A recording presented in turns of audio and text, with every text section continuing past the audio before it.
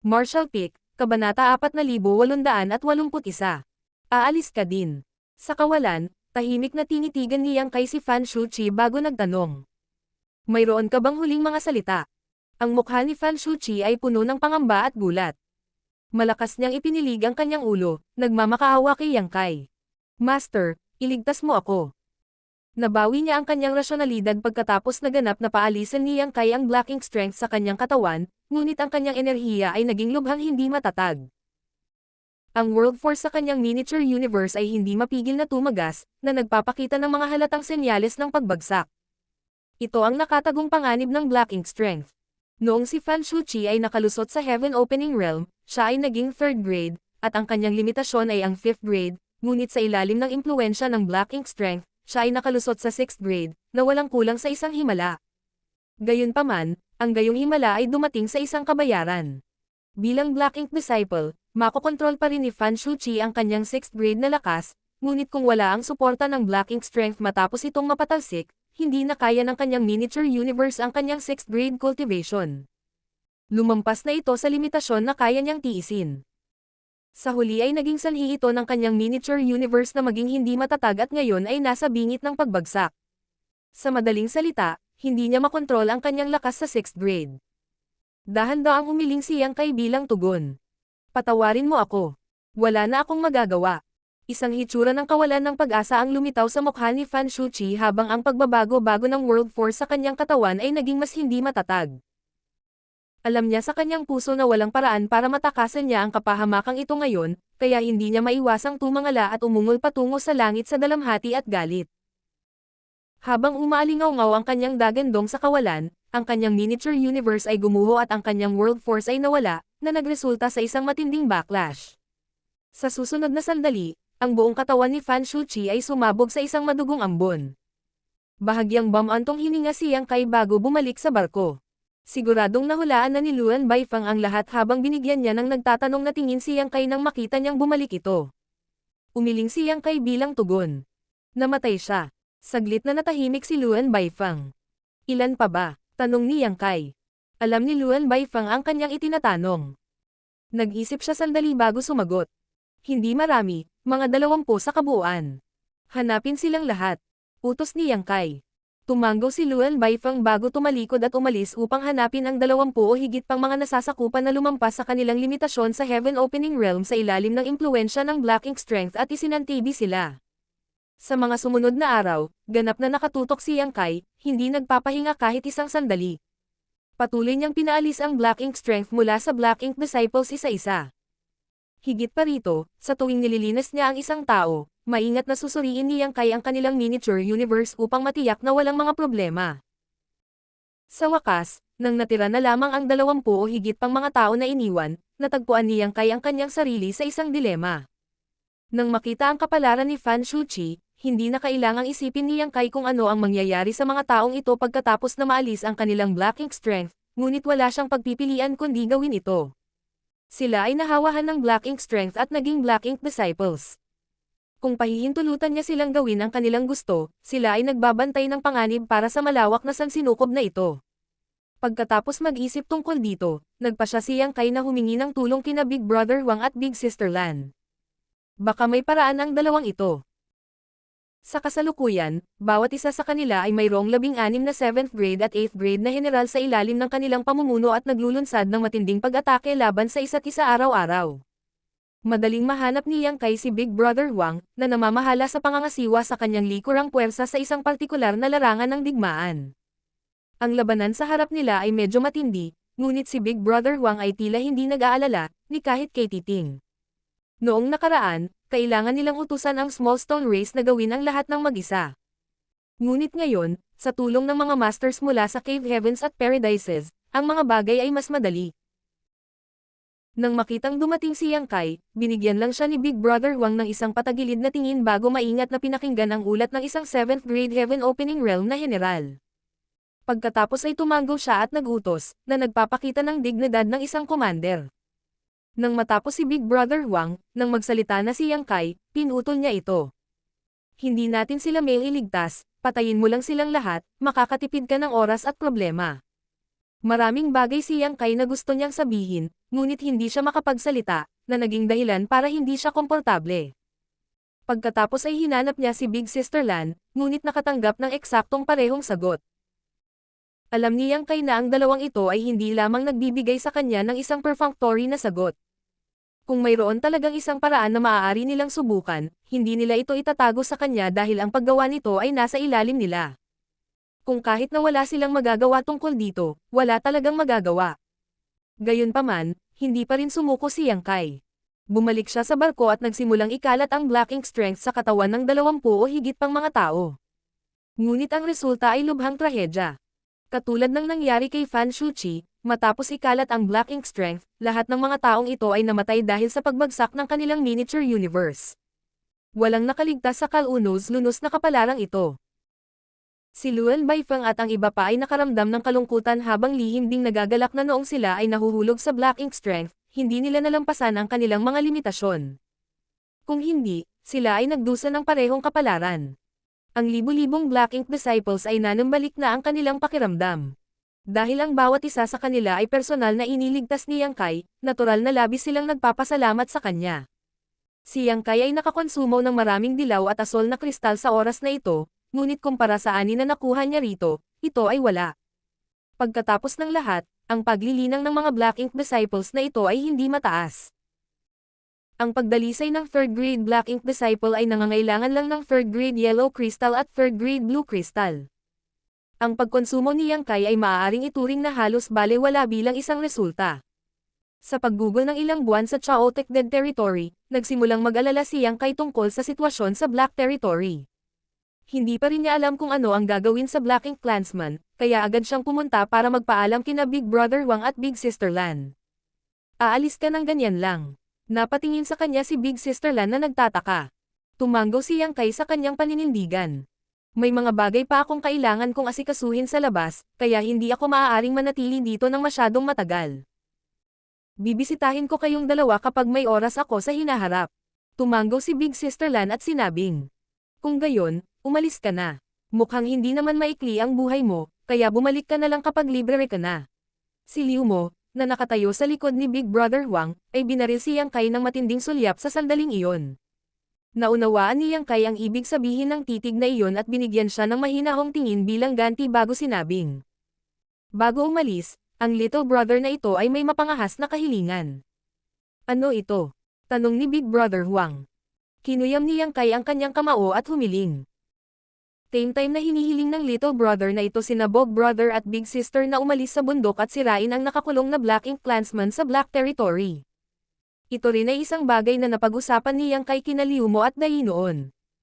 Kung maaari niyang hilingin sa Burning Light at Seren Glimmer na lumabas sa kanilang pag-iisa, ang Black Ink Clansman sa Black Territory ay hindi na magiging problema.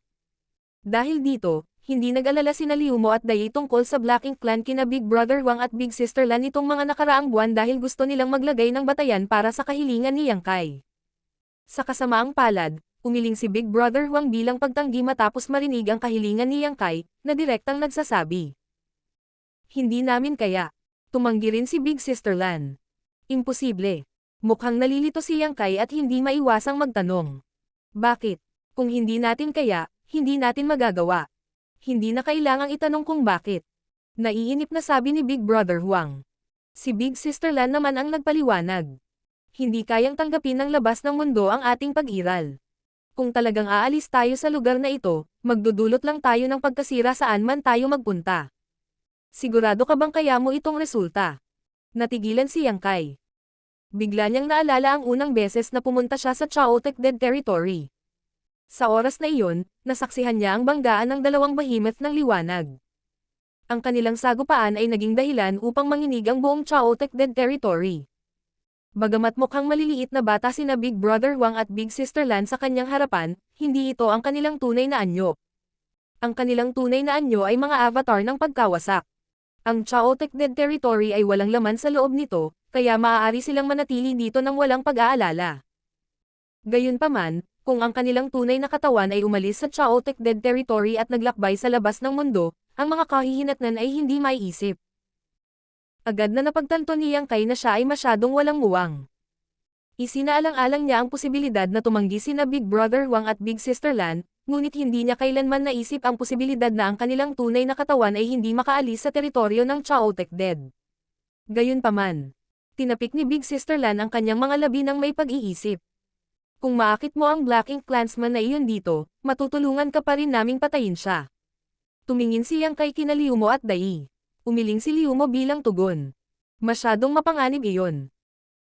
Ang Black Ink Clansman ay nakulong sa gitnang bahagi ng Black Territory, kung saan ang hindi mabilang na mga All-Star at Spirit Arrays ay bumuo ng Super Array para sugpuin ito. Kung talagang gusto nilang akitin sila sa Chaotic Dead Territory, kailangan muna nilang labagin ang Super Array at pagkatapos ay akitin sila dito, tumawid sa maraming Great Territories sa proseso. Ang ganitong sitwasyon ay magiging napakahirap kontrolin. Ang lakas ng Black Ink ay napaka-traidor at mahirap pakitunguhan, at saan man dumaan ang Black Ink Clansman, ang nakapalibot na lugar ay mapupuno ng panganib, at hindi mabilang na mga tao ang mamamatay. Kung gayon, wala tayong magagawa tungkol dito. Nagkibit-balikat si Big Sister Lan, na baka sa kanyang mukha ang walang magawa. Ayos lang, ang Cave Heavens and Paradises ay may matatag at mahabang pamana, hindi ako naniniwalang hindi nila kayang harapin ang isang Black Ink Clansman. Inaliw ni Liumo si Yang Kai. Sumulyap si Big Brother Huang kay Yang Kai at sinabi, sa kapangyarihan sa iyong mga kamay, hindi dapat maging problema ang pakikitungo sa Black Ink Clan. Agad na natauhan si Yang Kai at ikinumpas ang kanyang kamao bilang pasasalamat. Maraming salamat, Big Brother. Bigla siyang napaisip at nagtanong. Maaari ba kayong mag-iwan ng marka kina Senior Liumo at Senior Dai? Sa ganitong paraan, magagamit din nila ang iyong lakas para harapin ang Black Ink Clan. Agad na komandat si Liumo kay Yang Kai na may pagsang-ayon at pasasalamat sa mukha nito. Kahit na wala siyang ideya kung ano ang pinag-uusapan ni Yang Kai, tiyak na hindi ito isang masamang bagay. Si Big Brother Huang, gayunpaman, ay tumanggi. Ikaw ay isang divine spirit, kaya mayroon kang ilang koneksyon sa amin, para magamit mo ang aming lakas, ngunit hindi sila, kaya hindi nila magagawa. Kahit mag-iwan tayo ng marka sa kanila, hindi nila ito magagamit. Hindi alam ni Yang Kai na may ganoong relasyon sa pagitan nila, kaya wala siyang pagpipilian kundi ang talikuran ito.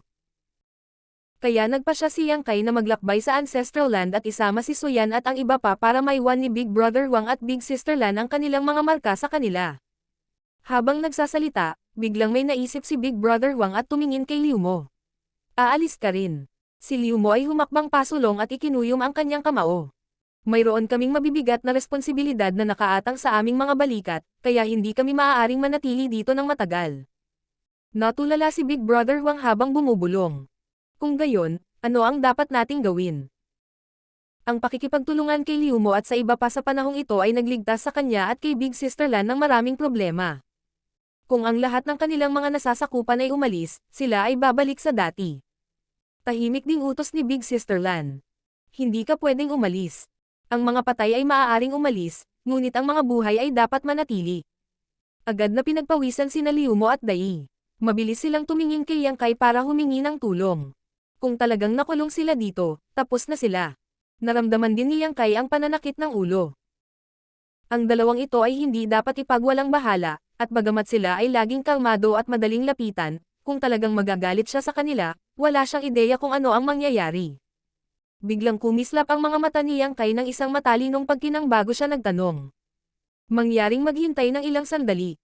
Pagkasabi niya noon ay komandat ang kanyang figure at nawala. Marshall Pick, Kabanata 4882. Pagtitipon ng buong lakas. Nang bumalik si Yang Kai, may mahigit 100 tao sa likuran niya. Lahat sila ay mga Black Ink disciples na iniligtas ni Yang Kai. Ipinaliwanag lang ni Yang Kai sa kanila ang kasalukuyang sitwasyon at tinanong kung sino man sa kanila ang handang manatili sa likod upang maglingkod sa Burning Light at Seren Glimmer, na nagresulta sa daan-daang tao na sumulong. The Burning Light at Seren Glimmers katanyagan ay universal, at iilan lamang ang maaaring magkaroon ng pagkakataong makilala sila, hindi pa banggitin ang makapaglingkod sa kanila ng malapitan. Kung tungkol sa isang ordinaryong Heaven Opening Realm Master, ito ay isang lubhang kaakit-akit na pagkakataon. Kung hindi dahil sa personal na pinili sila ni Yang Kai, mas maraming tao ang humakbang pasulong. Ang kailangan ni Big Brother at Big Sister ay mga general lamang na makakaunawa sa mga utos mo, wala itong kinalaman sa kanilang paglilinang. Ang mga taong ito ay lahat ay napakatalino, kaya sa palagay ko ay hindi kanila pababayaan. Paano kung manatili sila dito sa iyo? Sabi ni Yang Kai. Katumbas ito ng pagpapalit ng 100 tao para sa kalayaan ng 32. Nagkatinginan sina Big Brother Wang at Big Sister Lan ngunit hindi tumanggi at tumango sa halip. Agad na nakahinga ng maluwag si Yang Kai. Matapos maayos ang lahat, muling iwinagayway ni Big Brother Wang ang kanyang kamay habang lumilipad ang mga bahid ng dilaw na liwanag patungo kay Liu Mo at sa iba pa bago siya walang pakialam na sinabi. Nagsumikap ka nitong mga nakaraang araw, ito ang gantimpala para sa iyong serbisyo. Tumingin sa ibaba si Liu Mo at napansin na ang mga dilaw na ilaw na ito ay talagang mga dilaw na kristal, bawat isa ay naglalabas ng mayamang aura ng Yang element. Ang mga dilaw na kristal na ito ay hindi bababa sa 7th grade na materyales. May hawak pa nga si Liu Mo ng 8th grade yellow crystal. Pagkaraan ng ilang sandali na walang laman na pagtitig, si Liu Mo ay ngumiti ng malapad at ikinulong ang kanyang kamao. Maraming salamat, Big Brother. Ang natitirang 15 ay nagpahayag din ng kanilang pasasalamat. Hindi napigilan ni Dai at ng iba pa na mainggit. Sa kabutihang palad, may reward din si Big Sister Lan, ngunit ang ipinagkaloob niya ay Yin Element Blue Crystals. Nang makita ito ng 100 o higit pang Heaven Opening Realm Masters na kasama ni Yang Kai, lahat sila ay labis na nasasabik at lihim na natuwa sa kanilang desisyon.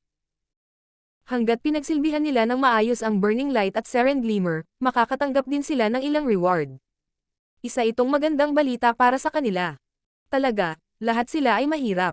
Kung hindi sana sila nadala sa Black Territory para magmina ng mga materyales noong una.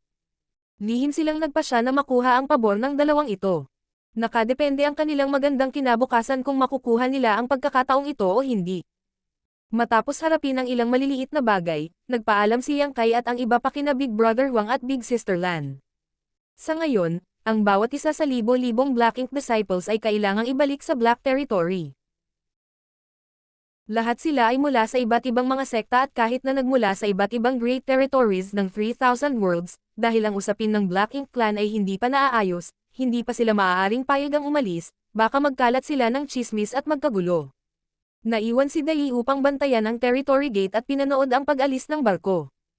Inabot sila ng ilang buwan bago makarating, ngunit medyo mahaba pa rin ang biyahe pabalik. Sa kabutihang palad, ang usapin sa Black Ink Disciples ay nalutas na, kaya't ang mood ng lahat ay hindi na kasing bigat ng dati. Bukod dito, nakakuha si Yang Kai ng paraan para linisin ang Black Ink Strength, na maaaring malaking tulong para harapin ang sitwasyon sa Black Territory. Ang paglalakbay sa Black Territory ay maayos at walang pangyayari. Kahit na ang sitwasyon sa Black Territory ay naging dahilan upang magtipon ang mga masters mula sa iba't ibang cave heavens at paradises, ang mga ordinaryong puwersa ay ganap na nakakalimutan dahil ang lahat ng mga balita ay selyado na.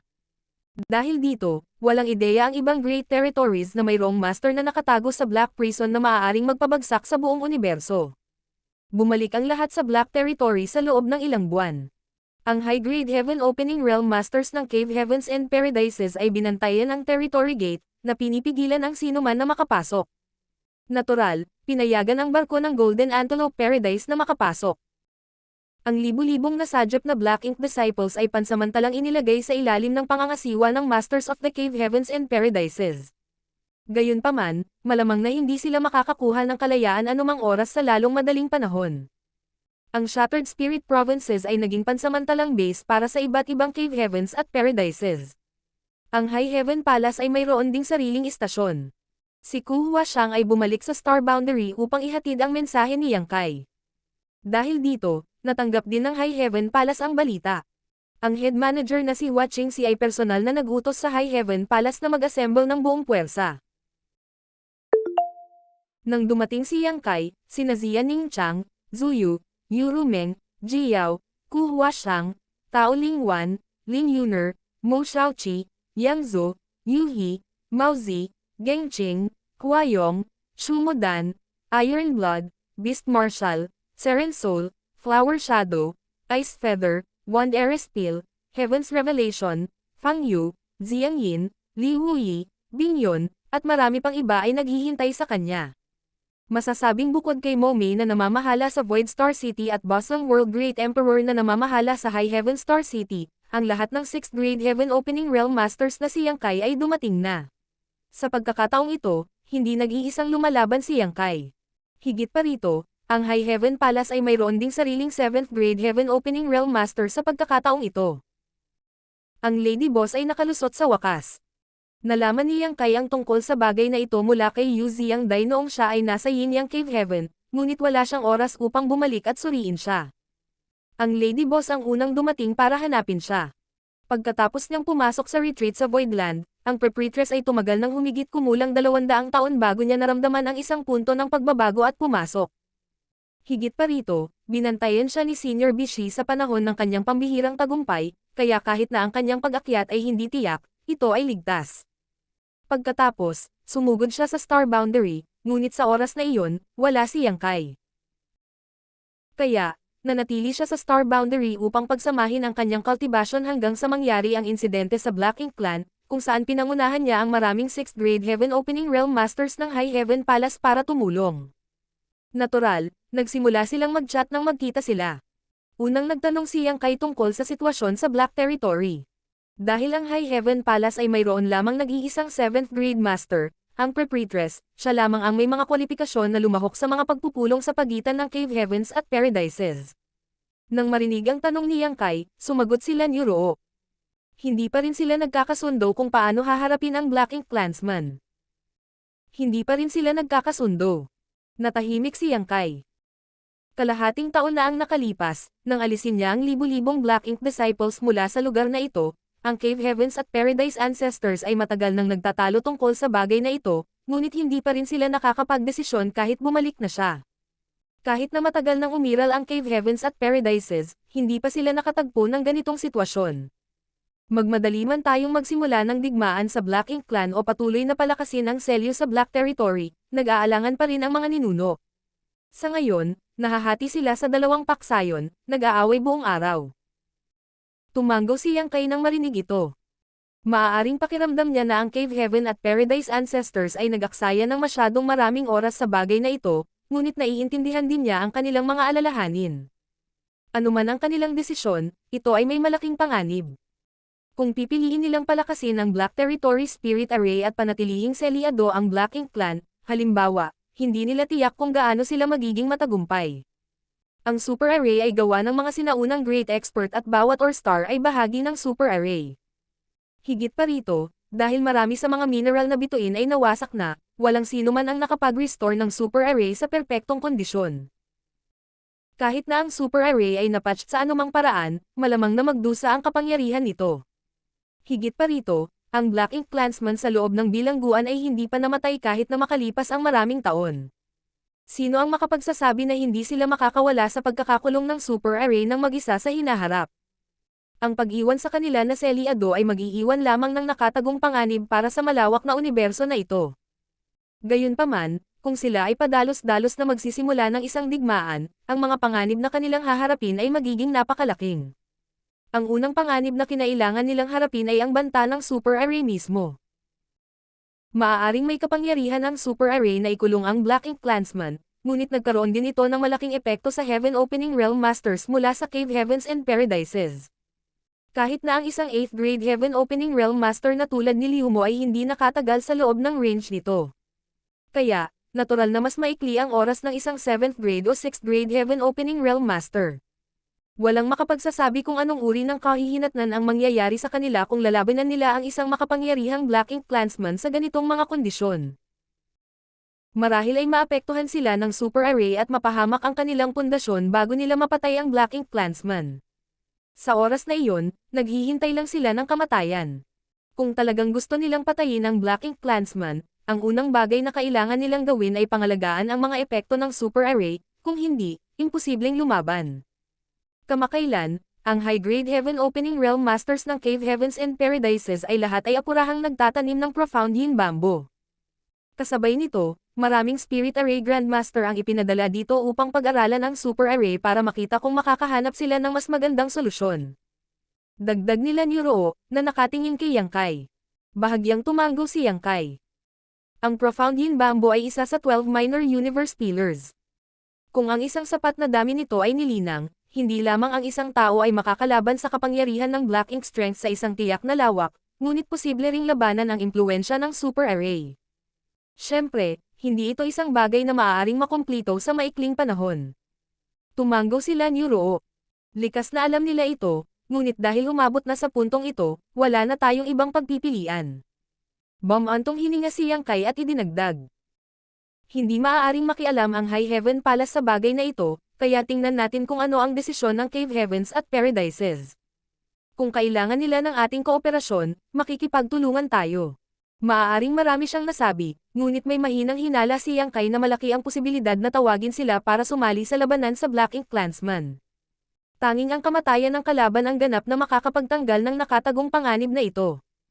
May trump card pa si Yang Kai para harapin ang Black Ink Strength mula sa Chaotic Dead Territory ngayon, at naniniwala siya na si Liu Mo, na isang pinuno ng paksayon na naghahangad na puksain ng Black Ink Clansman, ay gagamitin ito bilang leverage sa subukan at hikayatin ang iba.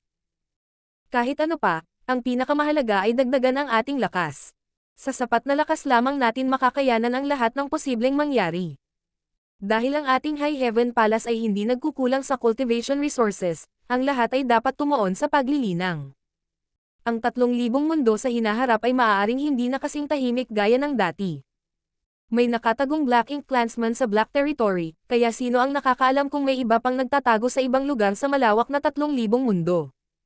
May malabong premonition din si Yang Kai na ang insidenteng ito ay simula pa lamang ng mga bagay na may kaugnayan sa Black Ink Clan. Lahat ay sumunod at naghiwa-hiwalay. Biglang tumawag si Yang Kai. Schwayer.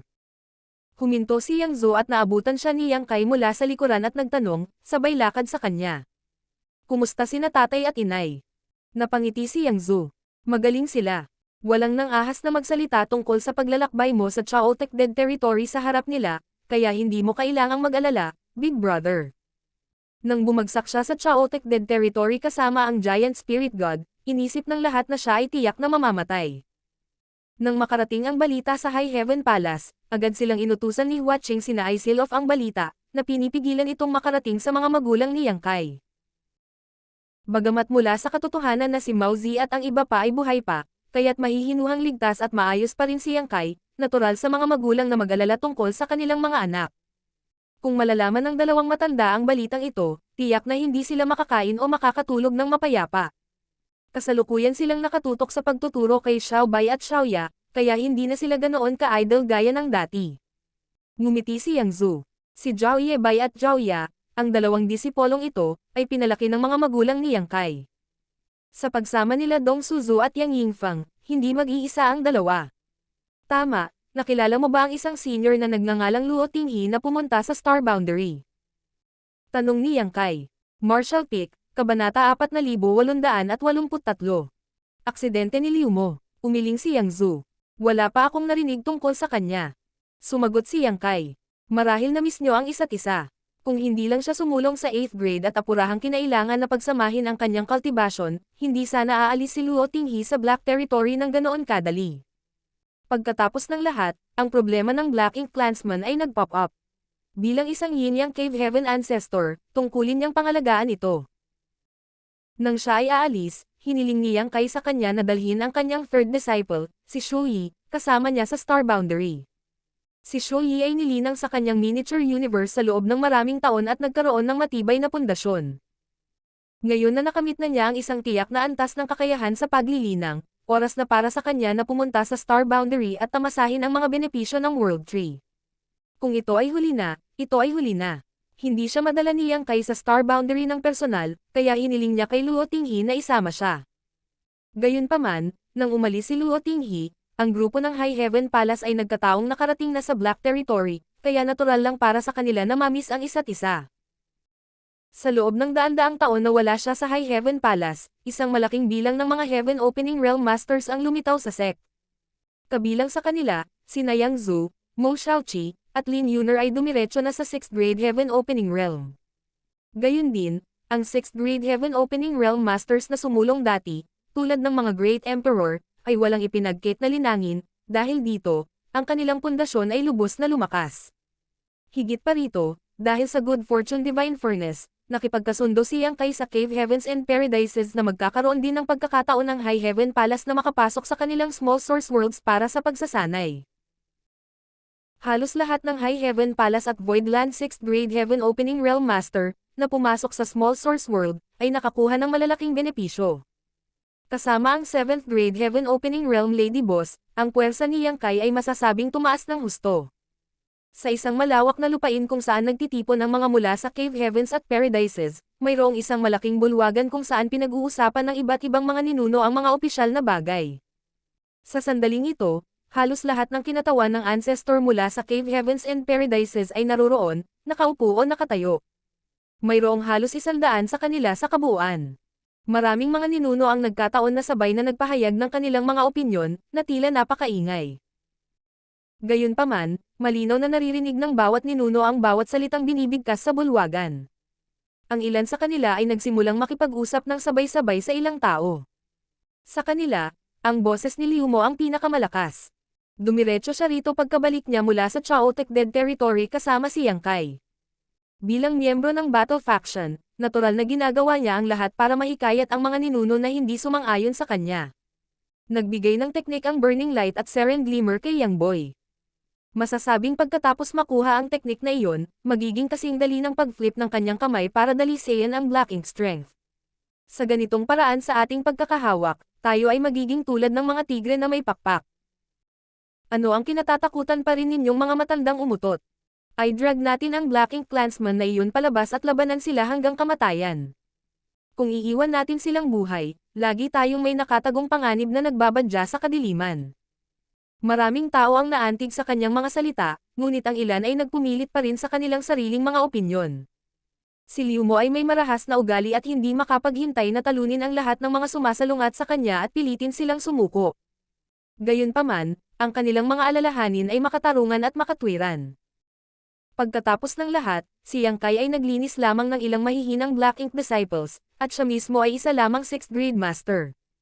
Kung talagang bumangga siya sa Black Ink Clansman dito, mahirap sabihin kung may epekto ang kanyang bagong teknik. Nakipagtalo si Liu Mo hanggang sa natuyo ang kanyang lalamunan, at ang pagpupursige at katigasan ng ulo ng iba ay nagpagalit sa kanya. Pagkatapos ng ilang salita ng hindi pagkakasundo, pinitik ni Liu Mo ang kanyang manggas at umalis. Hindi ito ang unang pagkakataon na nangyari ito. Sa huling pagkakataon na nag-away sila, sinundan ni Liu Mo si Yang Kai sa Chaotic Dead Territory, kaya walang sino man sa mga ancestor ang pumihil sa kanya. Isang grupo ng mga lumang umutot.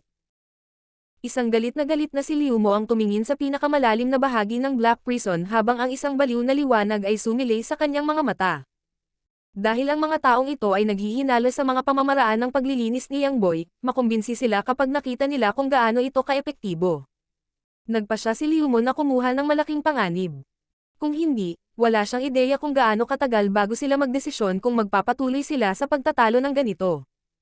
Sa gayon ay lumipad siya, ang kanyang anyo ay nag-transform sa isang bahid ng liwanag habang siya ay lumilipad patungo sa kailaliman ng Black Territory.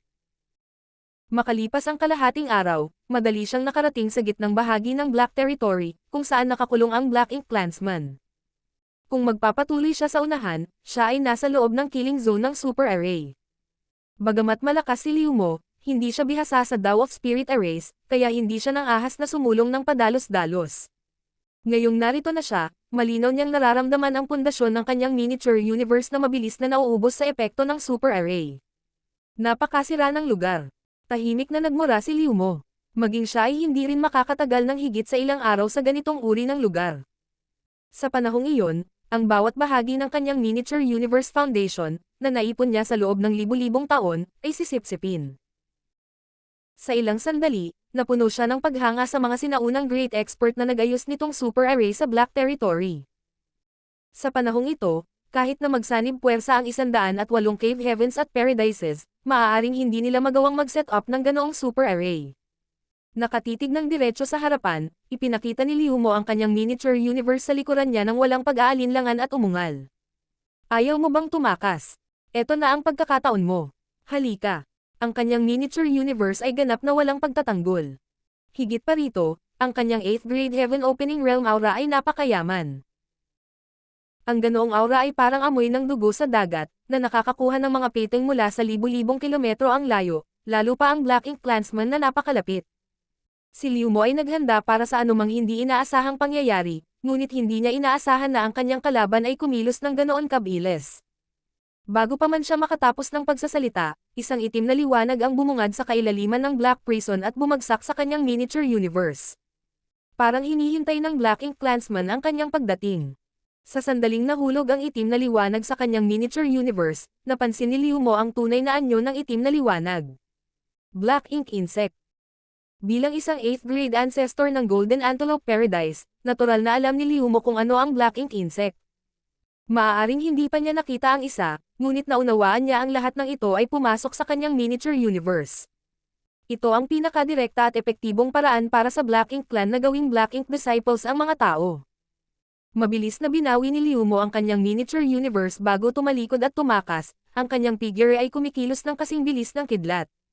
Samantala, ang Black Ink Insect ay sumabog sa loob ng kanyang miniature universe at nag-transform sa sobrang dalisay na Black Ink Essence.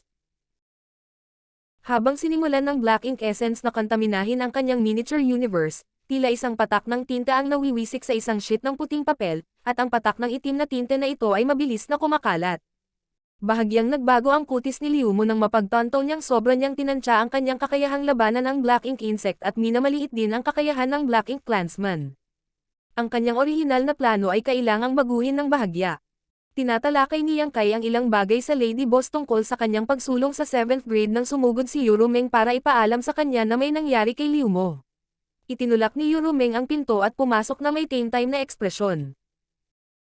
Asawa, kagagaling lang ng mga balita sa Cave Heavens and Paradises, may nangyari sa Sixwood Divine Monarch at gusto nilang puntahan mo. Bahagyang natigilan si Yang Kai. Ano ang nangyari kay Senior Liu Mo? Umiling si Yurumeng.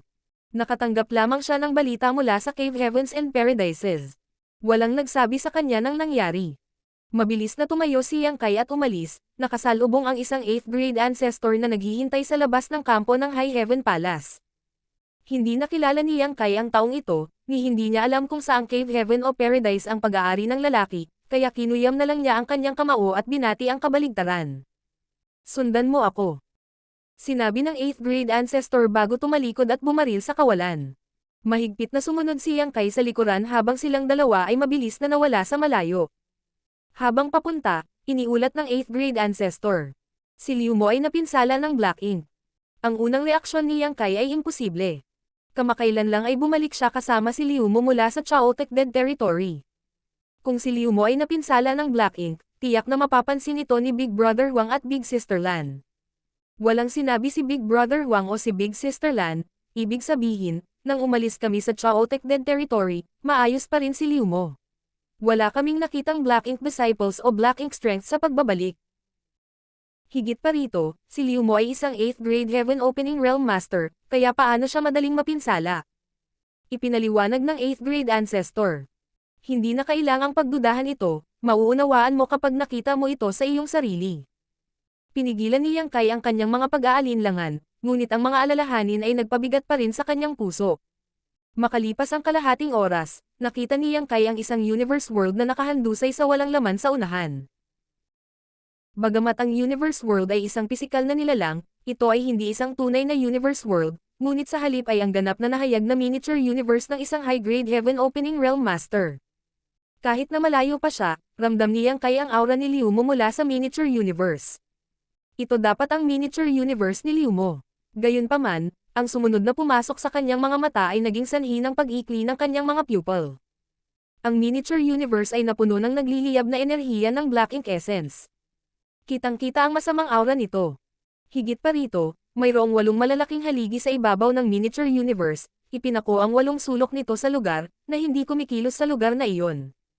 Isang figure ang nakaupo na naka-cross-legged sa gitna ng small universe world. Ito ay walang iba kundi si Liu Mo. Nagkataon na gumagawa siya ng mga misteryosong handsil habang may kinakanta. Masyadong malayo si Yang Kai para marinig ang kanyang sinasabi, ngunit malinaw ang sitwasyon. Si Liu Mo ay talagang napinsala ng Black Ink.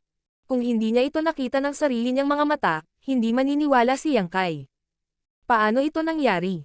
Ilang tao ang nakatayo sa gilid ng miniature universe na ito, na nakatitig kay Liu Mo ng may tame-time na mga ekspresyon. Bawat isa sa mga figure na ito ay naglabas ng aura ng 8th grade Heaven Opening Realm. Napalingon ang lahat ng maramdaman ang pagdating ng isang tao, at nang makita nilang si Yang Kai iyon, lahat sila ay bahagyang tumango sa kanya. Naikuyom ni Yang Kai ang kanyang kamao at yumoko bago huminto sa labas lamang ng miniature universe ni Liu Mo. Kumunat ang noo, Luminggalinga siya saglit bago nagtanong. Anong nangyari? Paano napinsala si Senior Liu mo? Gumalaw ba ang Black Ink Clansman, o may mga isda na nakalusot sa lambat? Ang 8th grade master na namuno kay Yang Kai dito ay umiling habang sumagot. Hindi rin. Si Liu mo ang nagkusa na hayaan ang Black Ink Clan na ibalik siya. Siya mismo ang nagkusa. Natigilan si Yang Kai. Bakit gagawin iyon ni Senior Liu mo? Natahimik sandali ang 8th grade Heaven Opening Realm Master bago sumagot. Marahil may gusto siyang patunayan sa atin. Hindi alam ni Yang Kai kung ano ang sinusubukang patunayan ni Liu mo, ngunit ang katotohanan na siya ang nagkusa na hanapin ang Black Ink Clansman ay hindi maliit na bagay. Ang isang 8th grade Heaven Opening Realm Master na ginawang Black Ink Disciple ay isang lubhang mapanganib na bagay. Kung siya ay lihim na magtatago, sino ang nakakaalam kung gaano karaming tao ang magdurusa? Sa kabutihang palad, tila walang intensyon si Liu mo na magtago.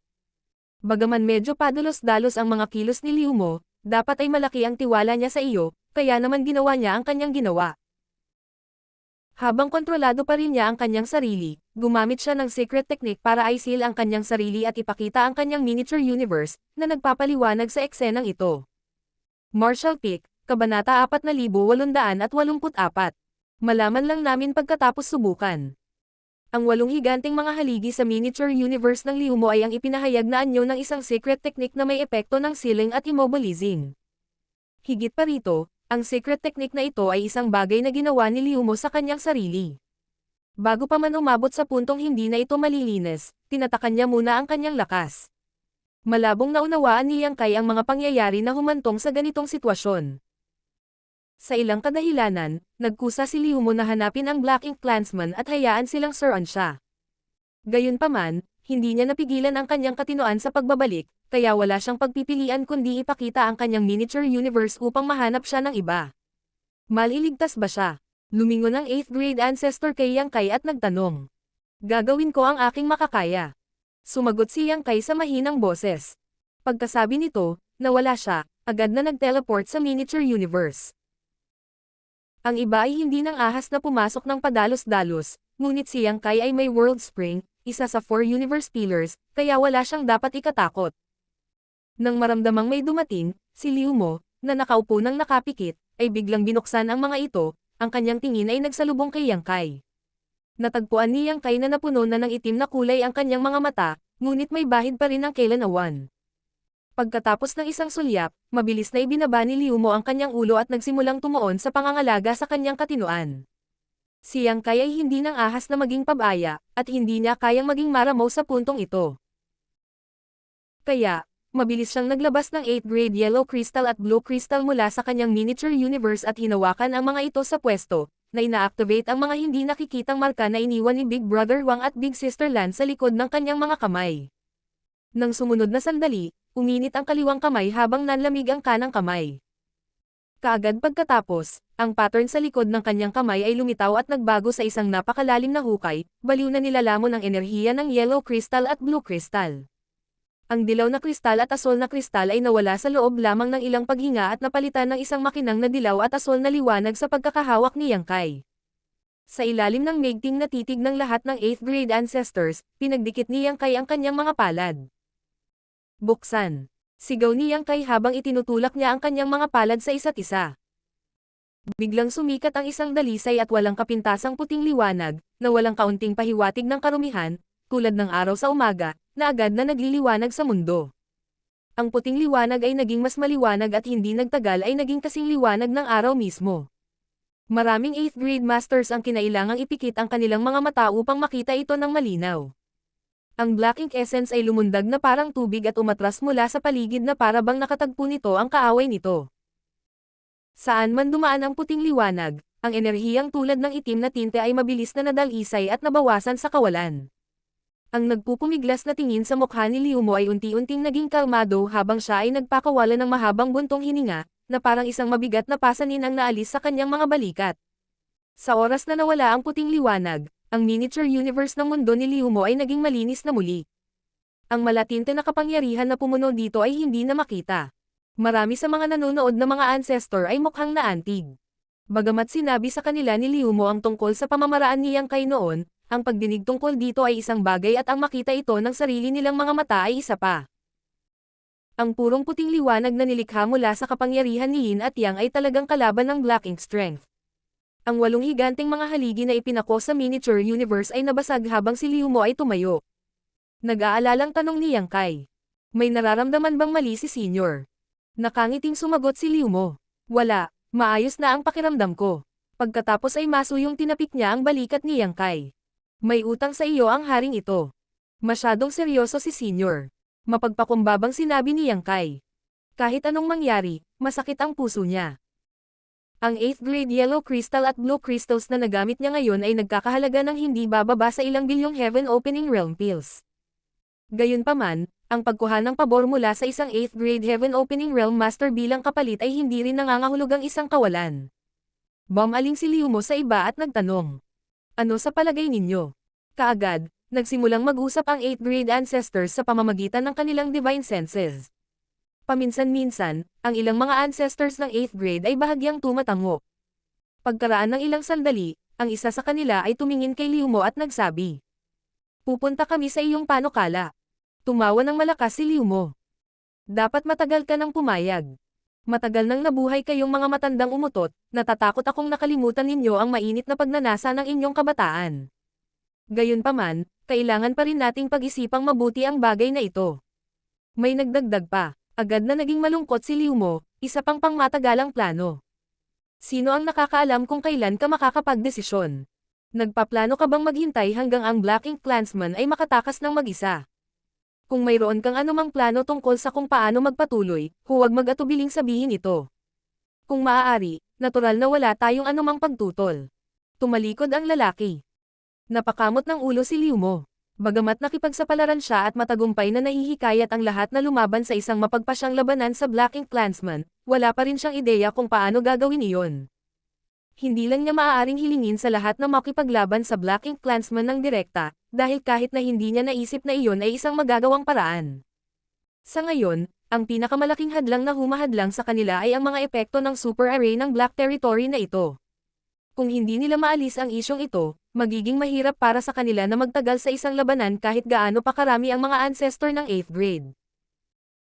Ang pakikipaglaban sa Black Ink Clansman ay talagang hindi isang bagay na mapagpasyahan sa isang sandali ng pagmamadali.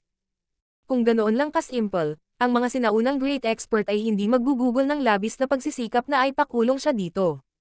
Sa malawak na universo na ito, ang tanging hindi maapektuhan ng super array ay si Yang Kai. Gayunpaman, paano siya magiging katapat ng Black Ink Clansman sa kanyang lakas? Habang tahimik si Liu Mo, biglang idinagdag ni Yang Kai.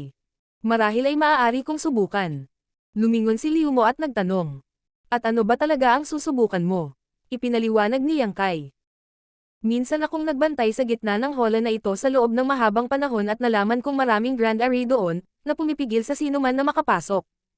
Napakahirap makapasok sa core ng Black Prison, at iyon dapat ang lugar kung saan nakakulong ang Black Ink Clansman. Kung makapasok ako sa gitna ng hola na iyon, marahil ay maaari akong magdulot ng kaunting pinsala sa kanya. Hindi maiwasan ni Liu Mo na mag-alala. Kaya mo ba, pagkatapos ng lahat, ang cultivation ni Yang Kai ay nasa 6th grade heaven opening realm lamang.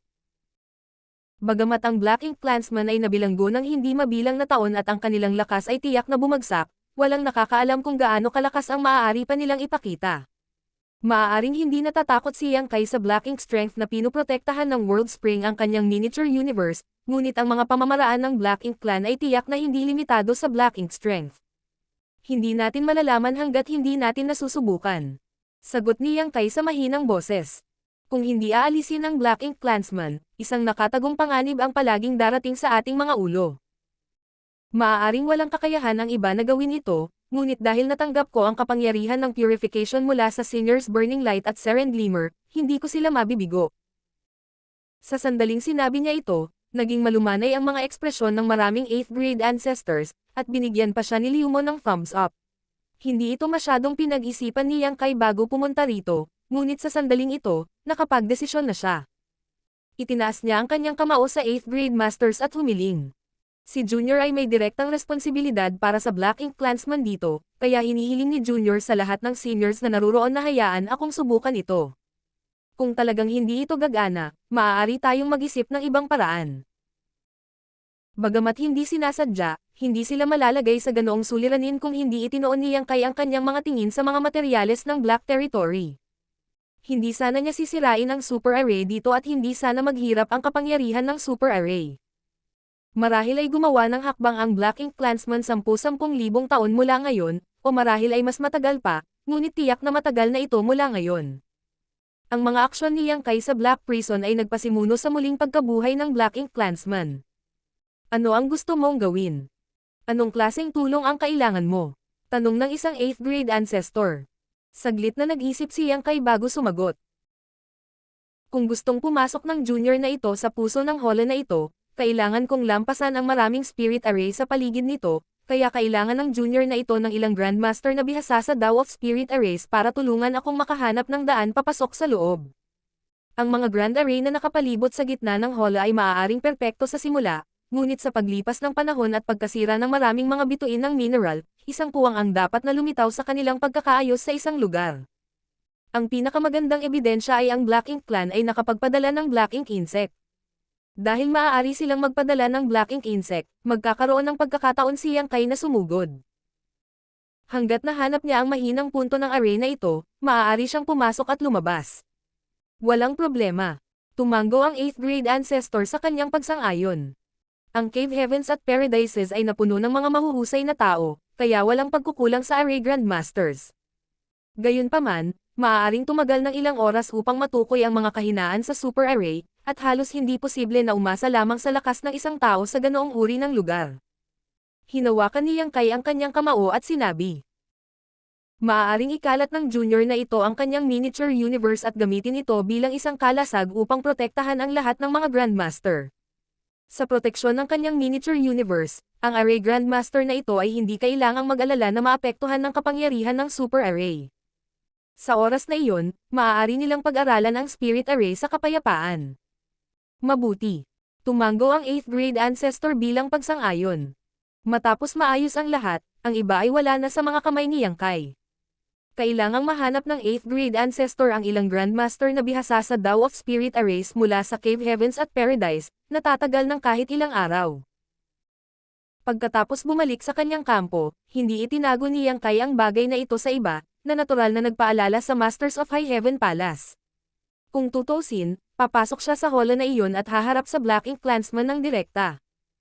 Ito ay maaaring ituring na isang napakadelikadong paglalakbay, at nang malaman ito ng may-ari, lalo siyang nagalit at nagsimulang magmura.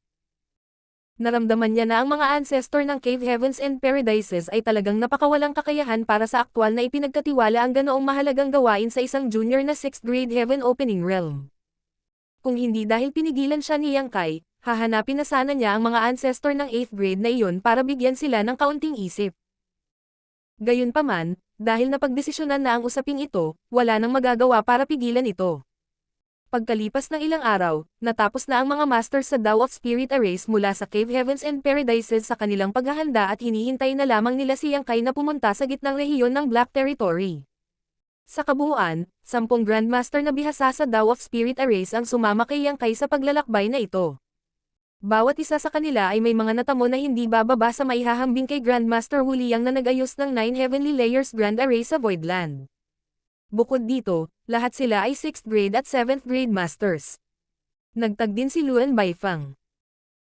Ang kanyang kahusayan sa Dao of Spirit Arrays ay hindi mababa, hindi pa banggitin ang katotohanan na naabot niya ang ganoong karunungan sa kanyang sarili sa Black Territory. Nagbigay ito sa kanya ng malalim na pag-unawa sa mga spirit array ng Black Territory. Kasama niya, malamang na makakamit niya ang 2 beses sa mga resulta sa kalahati ng pagsisikap.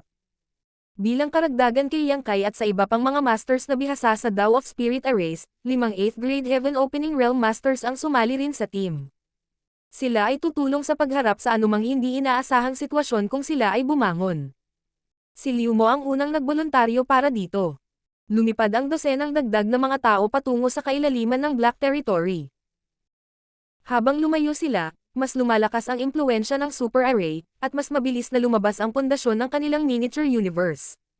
Ang 8th grade Heaven Opening Realm Masters ay maaari pa ring magtiis, ngunit ang 6th grade at 7th grade Masters ay nahihirapan na. Higit pa rito, kinailangan nilang umasa sa kanila upang pag-aralan ang mga spirit array doon at makahanap ng mga bahid. Kaya sa kalagitnaan, nagkusa ang 5 8th grade ancestors na buksan ang kanilang miniature universe at tanggapin ang mga Grandmaster na ito. Makalipas ang kalahating araw, sa wakas ay dumating ang grupo sa gitnang rehiyon. Huminto si Yang Kai at agad na binuksan ang kanyang miniature universe, ipinakalat ito upang ihiwalay ang kanyang sarili at ang iba sa labas ng mundo. Biglang naramdaman ng 5 8th grade masters na gumaan ang kanilang mga katawan, at sa wakas ay bumalik sa normal ang kanilang miniature universe foundation, na patuloy na tumutulo. Lahat sila ay lihim na nagbubuntong hininga sa mga kababalaghan ng World Spring. Pagkatapos ay inilabas nila ang Spirit Array Grandmasters, na nagsimulang mag-aral kung paano i-crack ang Super Array dito.